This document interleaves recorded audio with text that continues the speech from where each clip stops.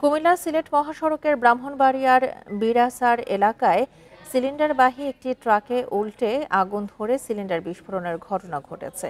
ভোর ৪টার দিকে বিরাসারে Bangladesh gas fields কোম্পানির প্রধান কার্যালয়ের সামনে এই দুর্ঘটনা ঘটে। এই ঈদে জামা জুতো অ্যাক্সেসরিজের ডিসকাউন্ট।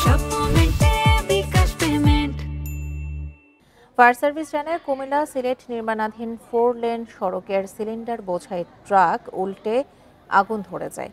এরপর প্রচণ্ড শব্দে একের পর এক সিলিন্ডার বিস্ফোরণ হতে থাকে। সিলিন্ডার বিস্ফোরণের প্রচণ্ড শব্দে কয়েকটি বিল্ডিংয়ের জানালার গ্লাস ফেটে যায়। এদিকে ক্ষতিগ্রস্ত হয় আশপাশের 3 থেকে 4টি দোকানপাট। এ সময় পুরো এলাকায় আতঙ্ক ছড়িয়ে পড়ে।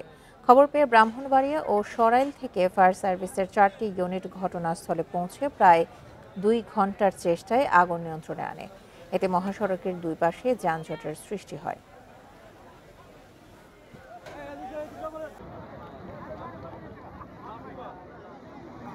ঘটনাস্থলে এসে দেখতে পাই যে একটি ট্রাক ভর্তি গাড়িতে অনেকগুলো গ্যাস সিলিন্ডার ছিল, আগুন দাউ দাউ করে জ্বলছে এবং গ্যাস এক্সপ্লোশন হচ্ছে।